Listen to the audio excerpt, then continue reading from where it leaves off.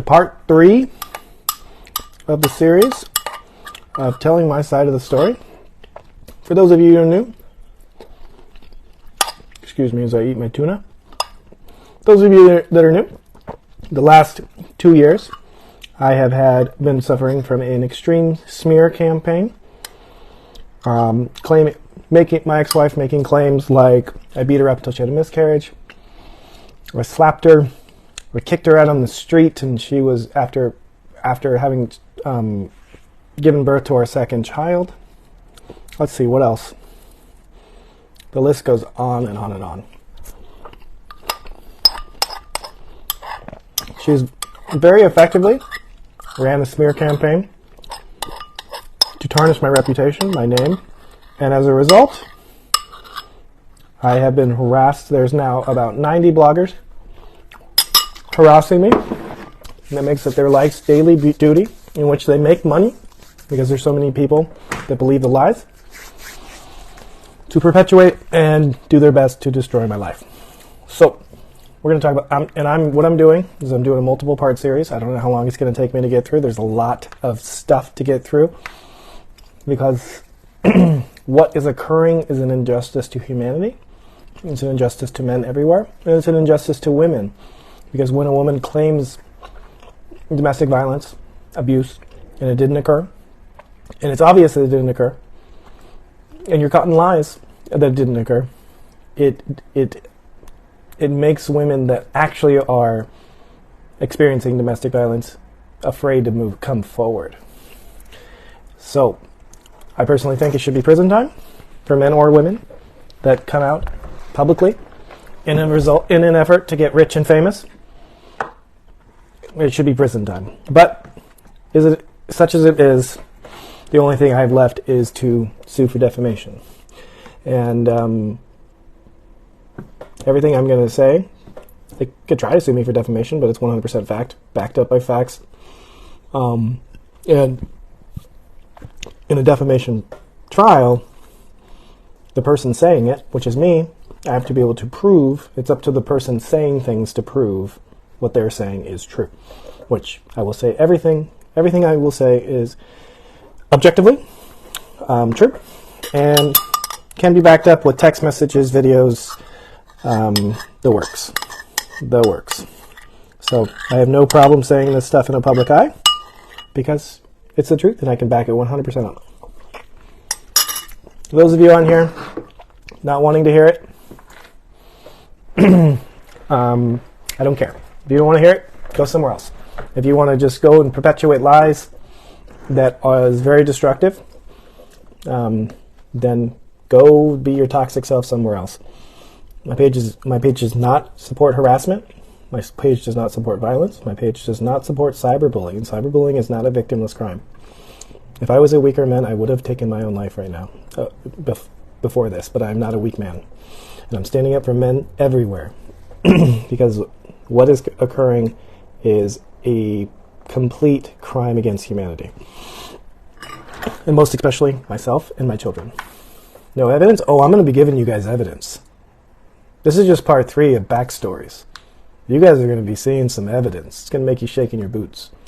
Some serious evidence. And that's where we're going with this. Okay? So, and most importantly, the judge already saw the evidence and threw the case out. But yet, the same lies told to a judge that I was able to prove were lies are being perpetuated on social media. If you guys don't trust me, trust a judge. A judge threw it out. And yet, these lies are being perpetuated throughout social media forever. So anyways, we're going to talk about the love bombing phase in my relationship. And that was China. So, I was recruited to China to work at the Olympic Training Center in Shanghai, because I'm awesome and I'm good at my job. And I've invented a few techniques, and I used to travel around teaching other doctors how to do what I do. Okay? So that's kind of the long story short. I was in China for about 2 months. Oh, China was interesting. I got there. I was a small town kid moving to Portland, Oregon, which is about 1 million people, from my 10,000 roughly 10,000 population town was a big jump. That was a big jump. But moving to China was like next level. So naturally, the first month there, I was just in like awe. The athletes barely spoke English. The cultural differences. Living in China was crazy. But while I was there, I only worked about 3 or 4 hours a day, and it was right in the middle of the day. So I had plenty of time to go out, experience the nightlife, go explore. I had a lot of time to myself. So naturally, I got on Tinder, partially for dating and partially for it was a place that everyone was guaranteed to speak English. So I and that's where I met my group of friends. I was hanging out with about a group of people, about 10 people, prior to meeting my ex. 8 out of 10 of them were girls, and we would just go out and explore different bars and different scenes, and we would just all have fun together. It was a great time. One of the girls was actually a Nigerian girl, and she spoke fluent Mandarin, so it was very helpful to have somebody speaking fluent Mandarin. So anyway, I met Korra on a Sunday night, and there was an instant attraction between us. I would say from the time, I'm going to keep this kind of short because we guys want to get into the juicy details of how she's lying. But the backstory is important because we're talking about a love bombing. During the time in China, we instantly hit it off, and I would say from about day 5 of us knowing each other, we were inseparable. Every single day, I would either take the train down to Jing'an, or wherever the hell I forgot the name of the town she was in, but it was about an hour and a half train ride away. So either she would come up or I would come down, and we just spent every day together. We went out partying. We had so much fun. It was like so much fun. And about 3 months in, it was like, this is like something. This is like something. This is more than just a China fling. So we started talking about life goals. We started talking about what she wanted to do. We started talking about why she was in China in the first place. And essentially, she was in China because she released an AP. She had sound salted on it, and it was an epic failure. She spent all her money on it, and it just didn't do what she wanted to do, which is music, which is the music industry. Sometimes you got to put stuff out there, and sometimes it just doesn't work out. So she was in China teaching English. I will say, when I first met her, she told me she was from Salt Lake City. She tried to lie to me and tell me she was an American. And I asked her if she was a Mormon. And she said, "What's that?" And I instantly knew she wasn't from Salt Lake City, because if you're in Salt Lake City, you know what a Mormon is, because it's the Mormon capital of the world. So then she went into an explanation of, the schools here want to hire people with an American accent. I have an American accent, but the school actually thinks I'm American from Salt Lake City. So she actually forged her paperwork with the Chinese government to or at least with the school, to convince them that she was from Salt Lake City, an American, not a Nigerian. And this is some kind of scam they were running. But hey, everyone's got their hustle. I don't care. It's like, maybe I should have saw that as a red flag, but hey, I didn't know anything about Nigeria. I know times are tough there for some people, and it was an opportunity for her to get out and explore. So, hey, more power to you. I wasn't judging, but maybe I should have saw that as a red flag, at least a yellow flag. But I'm so open-minded. I was just like you do. I would never do that, but hey, if it gets you out of your country and propels your life. So when I had met her, she had given up on music. It wasn't making money. She was unhappy, and she wanted to do something that was more profitable, and then maybe go back to music afterwards. But she was really in China. She was planning on being in China for 3 or 4 years and save up a bunch of money and buy a house back in Lagos. That was always her goal.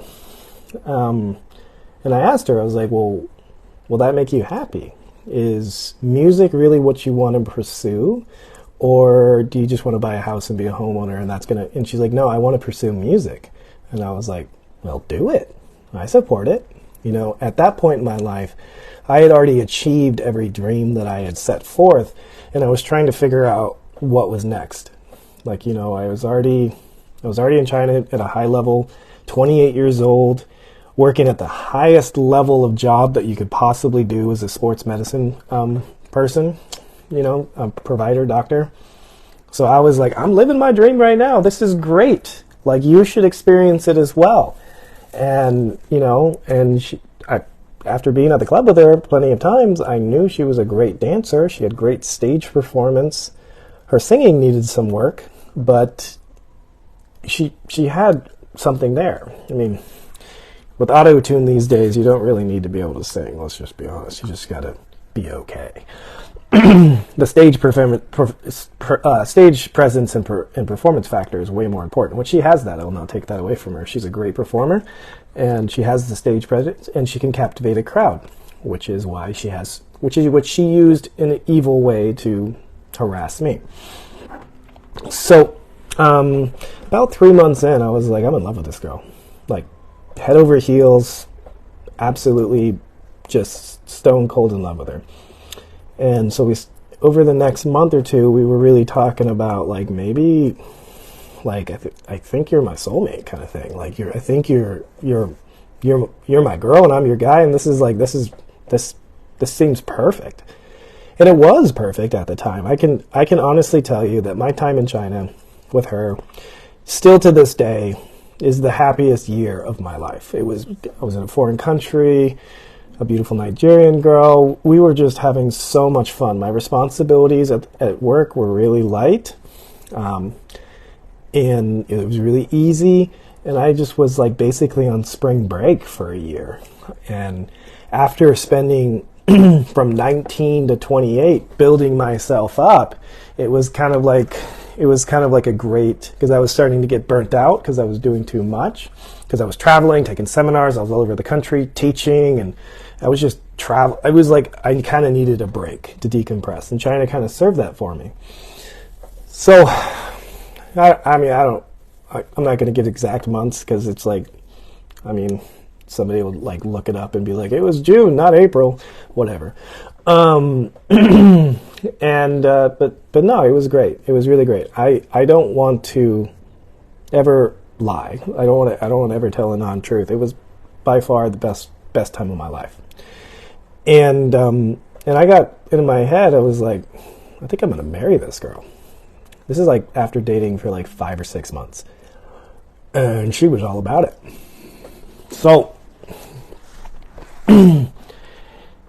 so we were talking about marriage and what that would look like, and I told her, I was like, look, you have to pursue your dream.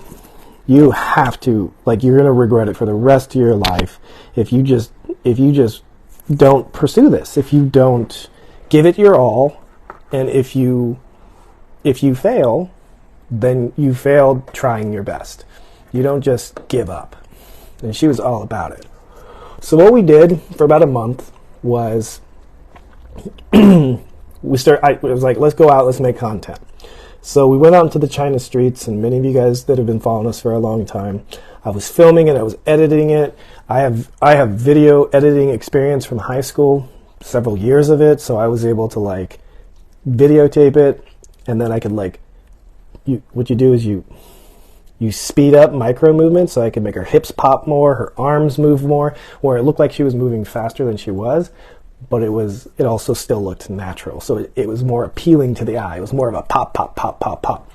And social media is all about keeping people's attention for longer than 3 seconds. So we'd always put something like a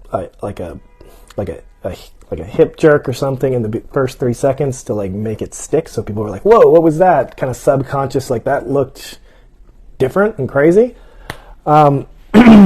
And this was going on for about a month, but we weren't able to make that much content consistently because she was working teaching English, and she couldn't quit her job because she owed her brother-in-law's brother, Chris, I believe. Yes, Chris. she had to pay him $500 a month out of the $2,000 to, because that was part of the deal. He brought her there, did all the scamming. I'm from Salt Lake City, scam, whatever, and she had to pay him $500 a month for that. So this is me being a logical businessman, which I am. I was like, okay, so this is your goal. I was making $10,000 a month tax-free money from the Chinese government, which my apartment was like $800 a month, and then we just spent the rest on partying and having fun. So I got the bright idea. I was like, man, you should just quit your job. You're going to move back with me to the States anyways. I was like, if you're going to move to the States, we got to move to LA. That's where the music scene's at. Mind you, I was not going to move to LA. I'm in this city for her music career. I sacrificed my being away from my family, everything I knew, to move to LA, which we'll talk about in another video because that was a very depressing time. And I was like, we're just going to get married, and you're going to move to. Let's focus on this time in China, building content and building your followers, building up your brand. And she's like, well, I can't really do that because I need to pay Chris. I don't really care. $500 a month, and I still have 7 months of my contract. And I was like, screw it, I'll pay him off, and then you and I can make content every single day, and we can pump out 5-6 times the content. We can make multiple contents a day. We can do one in the morning, one in the evening, and you can just start pumping it out. Now, mind you, when I met her, she only had 43,000 followers on Instagram and none anywhere else. And she had most of her followers from one viral video of her beating on drums and stuff like that. So, and she was like, okay. So I paid off Chris. I think it was like, I don't know what it was. It was like $4,000 or something like that. Which for me, money is I always have an abundance mindset. So I was like, I'll just make more, whatever. This in the long term is going to be better. And so we did that. She quit her job. She moved in with me, got rid of her apartment, got rid of her expenses, and she moved in with me in my penthouse loft apartment in downtown Shanghai by the Jing'an Temple. And indeed, we did that. We made content twice a day. And it was starting to gather steam. I think over about the next 4 or 5 months, she probably built about 60, 70,000 followers. People really liked the story, and I was coaching her on branding this. I was like, we got to make this sticky. We got to make this stick in people's minds. If you guys haven't read this book, How to Make Things Sticky, I think that's the title of it. I haven't read it in a while.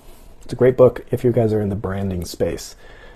Like names and that kind of stuff. Like, what do you call your businesses? You got to make things sticky.